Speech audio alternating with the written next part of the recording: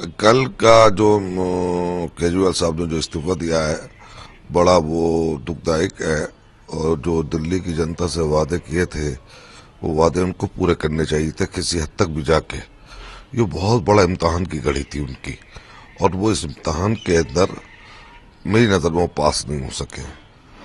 उनको जन लोकपाल की तरफ ध्यान न देकर जो दिल्ली जनता से उन्होंने वादे किए थे, बिजली के थे, पानी के थे, 500 स्कूल बनाने के थे, अस्पताल बनाने के थे, महिला सुरक्षा बल को बनाने का था, इतने सारे वादे थे, इतनी ज्यादा समस्या है दिल्ली में। 4-5 महीने पहले से वैसे ही जूझ रहे थे जब से ये इलेक्शन हुए थे, और 4-5-6 महीने अभी और भी लग सकते हैं। तो दिल्ली का तो बिल्कुल हालत बिल्कुल वर्स्ट हो जाएगी, दिल्ली तो बिल्कुल पंगु हो जाएगी। इसलिए ये जो इन्होंने क्या वो जल्दी के अंदर इतना बड़ा हबड़ाहट में ये काम कर गए हैं, तो उसमें आने वाले वक्त में मतलब ये है कि केजरीवाल साहब को ही बड़ा परेशानी का सामना करना पड़ सकता है।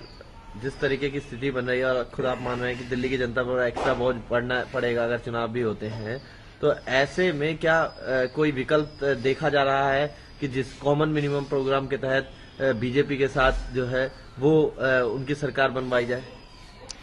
नहीं, देखिए, ये मामला तो पूरा का पूरा अब उपराज्यपाल के पास है। वो किस तरह से देखेंगे, किस तरह से रखेंगे, केंद्र सरकार से वो को रिपोर्ट क्या भेजते हैं और केंद्र सरकार की रिपोर्ट क्या आती है, उस स्थिति के अंदर इनको जो है वो अपना फैसला लेना है। अब वो सरकार किसकी बने किसकी न बने, अब ये तो अब केजरीवाल साहब भी समझेंगे इस बात को कि किसकी बननी चाहिए थी या किसकी नहीं बननी चाहिए। तो यदि बीजेपी की सरकार बनती है तो सारा ब्लेम केजरीवाल साहब पे आएगा, ये तो हम मान के चलेंगे। और राष्ट्रपति का शासन अगर चलता है दिल्ली के अंदर, तो उसमें 6 महीने तक आप चुनाव जो है नहीं करा सकते हैं, और उसमें दोबारा सरकार अगर सस्पेंड रखते हैं, सस्पेंड एडमिशन में रखते हैं, तो जब भी सरकार किसी की, मैं समझता हूं कि बने न बने, तो बीजेपी की सरकार जो है वो बन सकती है, तो उसकी पूरी जिम्मेवारी केजरीवाल साहब पे आएगी। क्या जनता को इस चुनाव के बोझ से बचाने के लिए आप बीजेपी का समर्थन करने पर भी विचार करेंगे? नहीं, बीजेपी का कभी भी नहीं है। हम ना बीजेपी से तो हमारा कोई ताल्लुक नहीं है, ना बीजेपी की सरकार बनने देंगे। बीजेपी की सरकार बनने देते तो फिर हम अरविंद केजरीवाल जी को सपोर्ट क्यों करते। हम लोग तो किसी हद तक भी जाके बीजेपी की सरकार नहीं बनने देंगे। अब ये अगर सरकार बनती है तो इसकी पूरी जिम्मेवारी आम आदमी पार्टी और मिस्टर केजरीवाल पे आएगी कि यदि वो ऐसा ना करते तो फिर कुछ और भी रास्ता निकल सकता था, और रास्ता आज भी निकल सकता है। यदि वो है तो वो जो है कांग्रेस गैर बीजेपी की सरकार बनवा सकते हैं। उसके अंदर क्या दिक्कत है, उसमें कांग्रेस भी सपोर्ट करे, वही गिनती अभी है। तो कांग्रेस और इसको और जो आम आदमी पार्टी के जो विधायक हैं, तो वो अपना सपोर्ट दे, तो सरकार तो बाहर से भी तीसरी बन सकती है। बीजेपी को छोड़कर और विकल्प है, जैसा कि झारखंड में हुआ था, ऐसा भी हो सकता है। अब ये नया रास्ता है, बहुत अच्छा रास्ता है ये, जिसमें बीजेपी को भी रोका जा सकता है, कांग्रेस को भी रोका जा सकता है।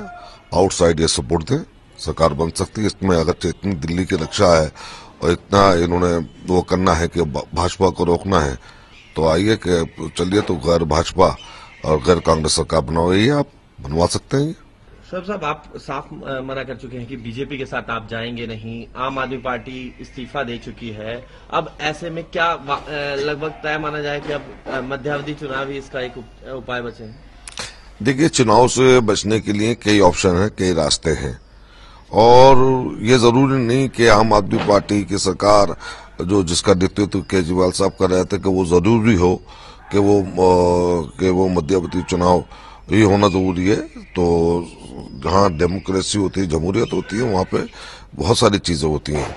अब इसमें ऐसा है कि हम लोगों ने सपोर्ट किया, कांग्रेस ने करा, और हमने सरकार बनवाई। बीजेपी की सरकार को हम बनने देंगे नहीं, और बीजेपी से किसी हद तक भी जाकर रोकने के लिए आम आदमी पार्टी का भी फर्ज है कि वो उसकी सरकार न बनने दे, और ना ही उसका फर्ज है कि कांग्रेस का।